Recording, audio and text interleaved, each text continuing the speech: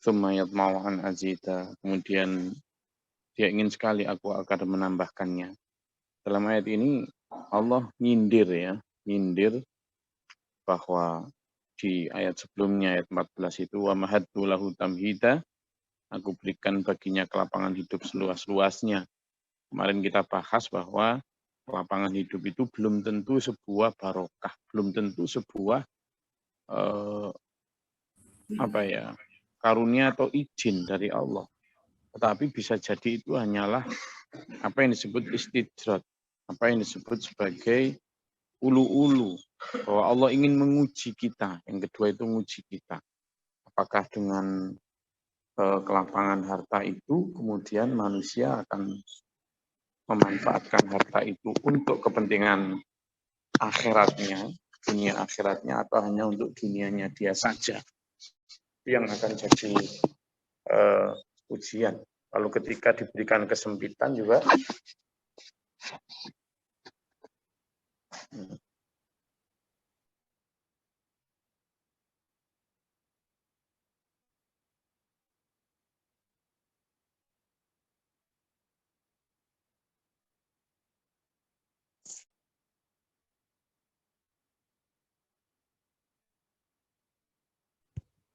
hilang suaranya, Gus.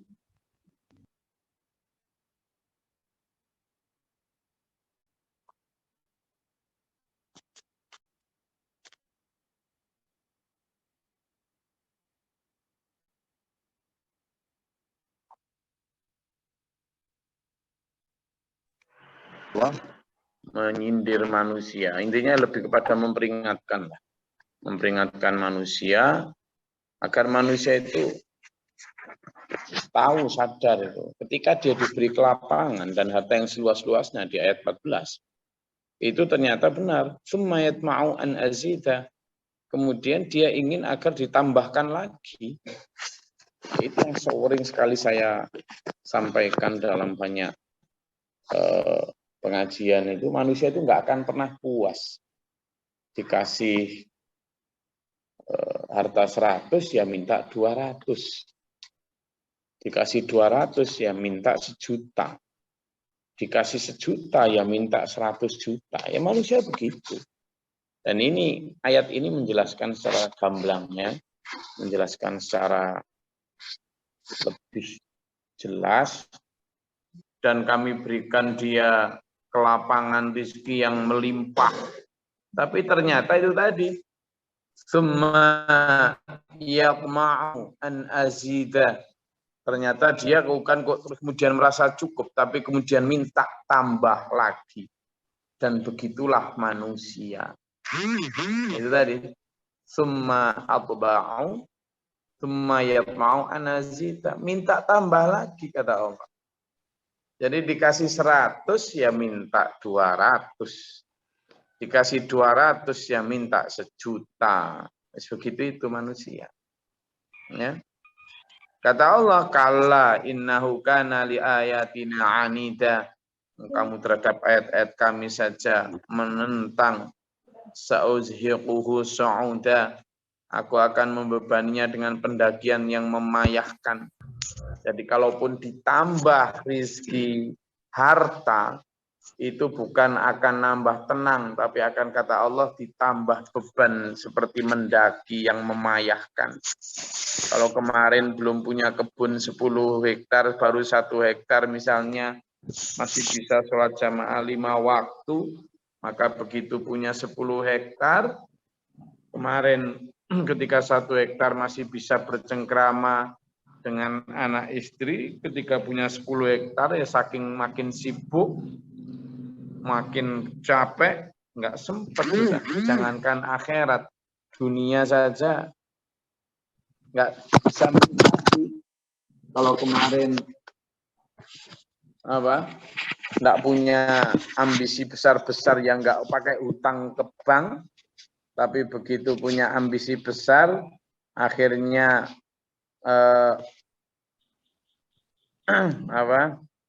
jadi utang, akhirnya kemudian nggak bisa tidur dan lain sebagainya. Gitu. Ini Itu tadi yang disebut di sini sebagai sa'uzhiquhu sa'uda. Kemarin katanya minta ini dan lain sebagainya, katanya akan lebih ketika punya harta banyak biar lebih tenang di dalam beribadah, tapi ternyata tidak, malah lebih payah, lebih sibuk, lebih nggak sempat. Innahu fakkara wa qaddara, dia yang memikirkan dan menetapkan apa yang ditetapkan dengan ukuran-ukuran dia tadi itu. Nanti kalau ini begitu begitu gitu. Jadi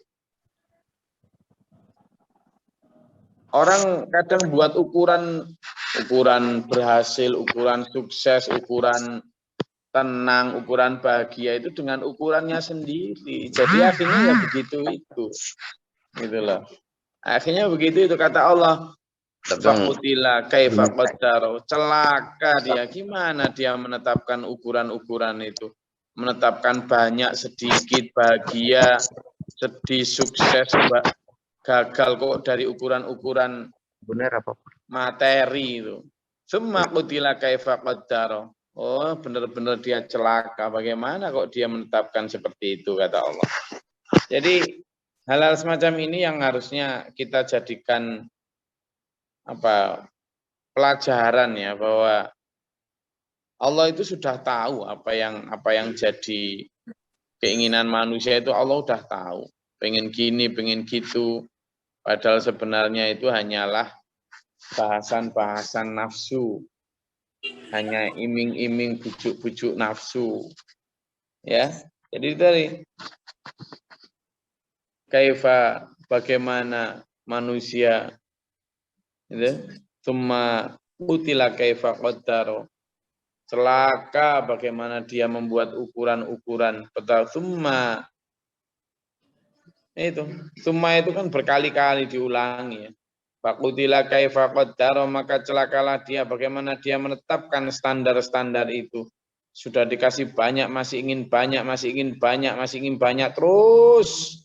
Itu yang disebut sebagai alhaakumut takatsur. Bermegah-megahan kamu akan melalaikan kamu hatta zurtumul maqabir, sampai engkau masuk ke dalam kubur.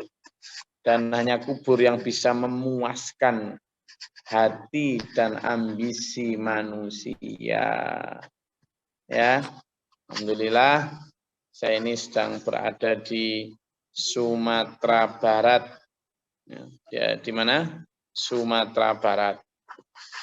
Di Kabupaten Dharmasraya. Ya, mohon maaf karena Zoom-nya masih bermasalah sehingga yang bisa gabung baru 100 ini. Tolong yang di satu ruangan ada 4 sampai 5 orang pakai Zoom satu aja sehingga bagi yang lain bisa ikut ya, yang sendiri-sendiri. Bagi yang dalam satu ruangan ada 4 sampai 5 orang pakai satu Zoom saja sehingga bisa memberi kesempatan bagi dulur lain. Oke. Jadi demikian itu sindiran dari Allah kepada kita. Kamu itu ya begitu. Banyak ayat-ayat yang mendukung hal itu ya, mendukung hal itu. Banyak ayat-ayat yang mendukung terhadap betapa rakusnya manusia. Betapa manusia tidak kunjung tahu bahwa banyak itu tidak selalu bahagia. Banyak itu tidak selalu berkah, banyak itu tidak selalu bermakna ridho. Bisa jadi itu bermakna ujian, bahkan jebakan.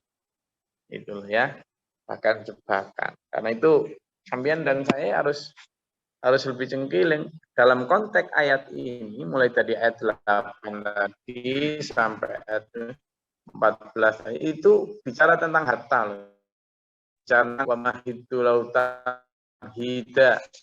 Kami berikan mereka kelapangan harta yang melimpah. Tapi ternyata ya itu tadi. Summa yatma'u an azidah. Ternyata dia minta tambah. Nah itu. Summa kutila kifaqaddaro. Maka celakalah. Kenapa? Karena innahu fakkara wa qaddara, dia selalu memikirkan dan menetapkan apa yang ditetapkannya. Kata Allah, ya udah, sa'uzhiquhu sa'udan. Aku kata Allah akan membebaninya dengan pendakian yang memayahkan. Ya kan, kemudian selain ambisi minta kepada Allah kan kemudian berusaha itu. Nah, upaya-upaya untuk mencapai ambisi yang dia tetapkan itu ya akan menghabiskan energi dia, akan membuat dia payah tidak habis-habisnya. Apalagi dia kata Allah innahu kana li ayatina anida. Sebelumnya dia juga menentang Allah, wah makin payah ya. Jadi ternyata kengototan manusia untuk mengambil harta itu kan energi waktunya untuk harta itu, untuk kekayaan, untuk jabatan itu akan membuat dia hanya makin payah, makin tidak bisa fokus untuk agama, makin jauh dari Allah dan Rasul-Nya. Ya. Jadi itu beberapa kisi-kisi dari ayat 15 sampai ayat 20. Silakan kalau ada yang mau ditanyakan. Monggo.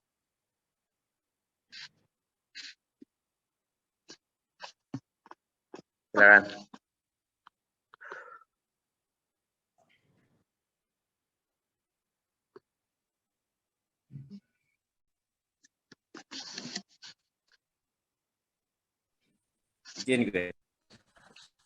Ya, silakan.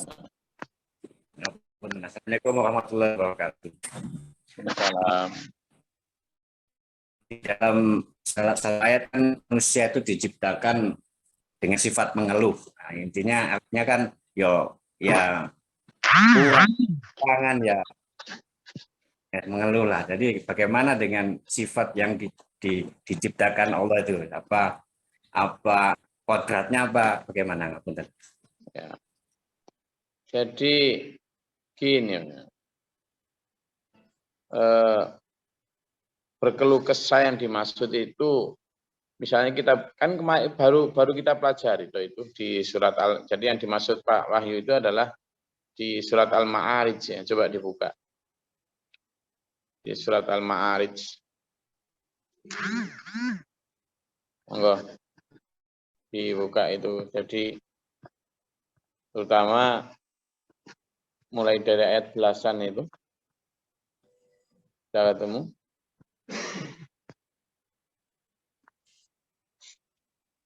Itu mulai dari ayat 19 itu. Jadi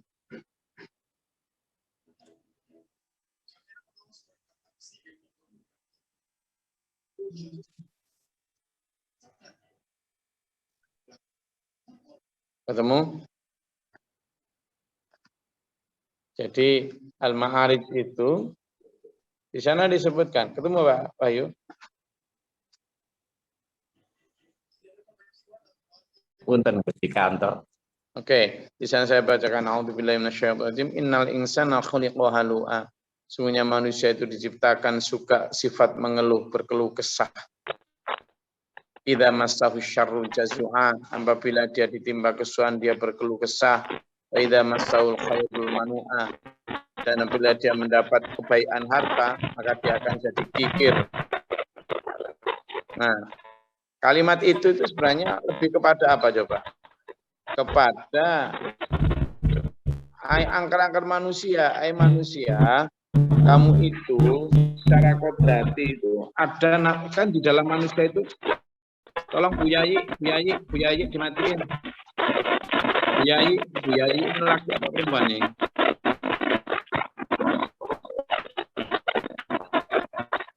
Saya matikan dari sini nggak bisa.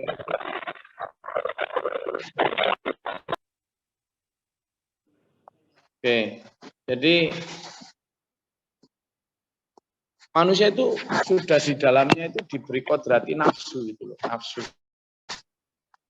Makanya Allah tidak menghilangkan nafsu itu ya.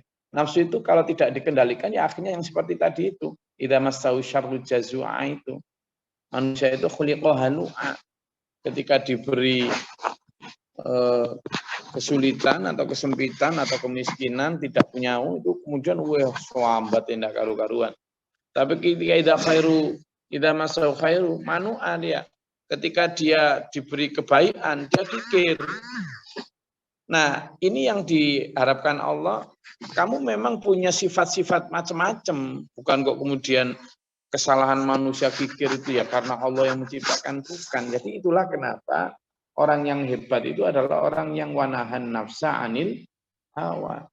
Orang yang mampu menahan hawa nafsunya. Justru disitulah letak ujian manusia. Ya. Manusia itu beda dengan malaikat. Malaikat itu tidak dibarengi, tidak dibekali nafsu. Jadi dia taat total. Makanya kalau dia pun taat ya tidak hebat. Kenapa? Karena dia memang tidak dibekali nafsu.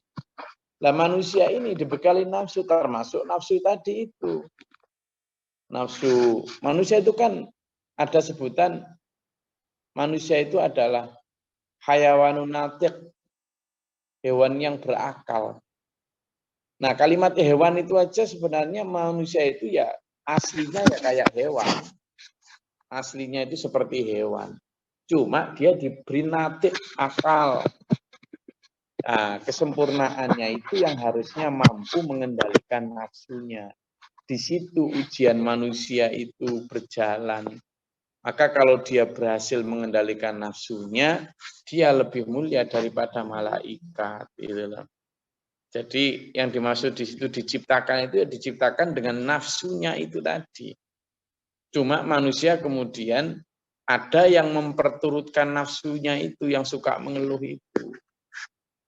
Itu yang dieksplor setan sehingga kemudian tidak hanya mengeluh tapi jadi rakus. Itu Mas Ayu. Jadi memang manusia diciptakan dengan bekal nafsu itu. Nafsu itu penting ya, penting. Mengeluh itu juga penting, tapi mengeluhnya kepada Allah. Dengan cara apa? Dengan cara bersyukur. Nah, maka obatnya itu bersyukur. Itulah. Jadi, maka manusia harus pandai-pandai untuk memanfaatkan itu. Ya. Saya rasa itu. Ada lagi?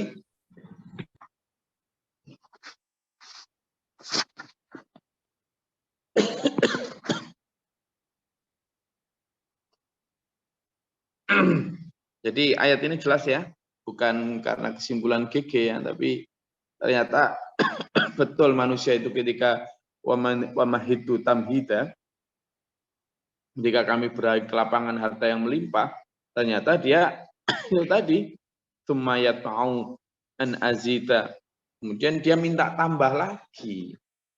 Itu manusia sudah. Itu tadi. Jangankan kok malah kemudian berbagi. Kalau bisa dia minta tambah lagi. Ini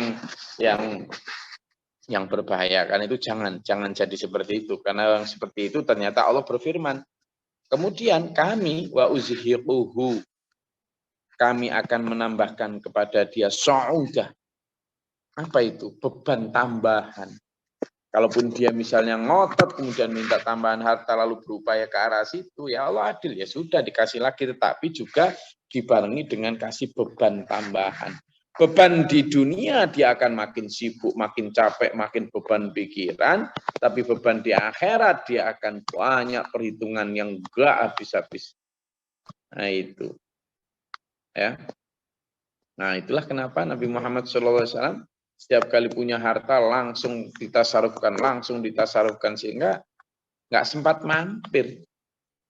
Harta itu nggak sempat ngendon lama-lama. Nanti hisapnya Nabi Muhammad di akhirat ya mudah karena langsung blung langsung dilepas begitu.